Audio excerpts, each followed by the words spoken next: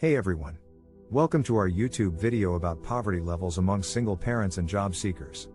We're here to talk about a new study released by the University of New South Wales and the Australian Council of Social Service, which looked into the demographics of 3 million people living in poverty in the 2019-20 financial year. The study revealed some disheartening facts about the levels of poverty experienced by different kinds of families. While the relative poverty line that designates a single person living in poverty as an income of less than $489 per week, 60% of people on the job seeker payment and 72% of people on the parenting payment were found to be living in poverty. Additionally, 34% of single parents and 34% of households where the main earner was a woman were found to be living on less than the poverty line. We can also see the effects of poverty on specific groups more clearly. For example, those receiving youth allowance payments are living on average $390 a week below the poverty line.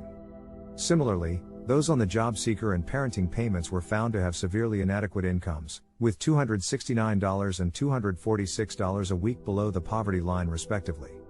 Of course, these results do not take into account the effects of the pandemic, which have certainly made it more difficult for low-income earners to make ends meet. As rents and prices for basic goods have risen, those who were already struggling have been hit hard, particularly single parents. For a long time, single-parent families have faced more struggles with poverty levels than partnered families. This inequality is rooted in policy changes made by the Australian government since the year 2005. Single parents were dropped from the parenting payment to the lower unemployment benefit when their child turned 8. The situation was made worse when the Gillard government removed a grandfathering arrangement in 2011. It's clear that something must be done to help these families. Thankfully, there are some encouraging developments underway. At the time of this video, 2 MPs have launched a bipartisan push for an increase to welfare benefits, and a meeting of women's advocates is scheduled to be held at Parliament, to call on the government to reinstate parenting payment to thousands of single mothers.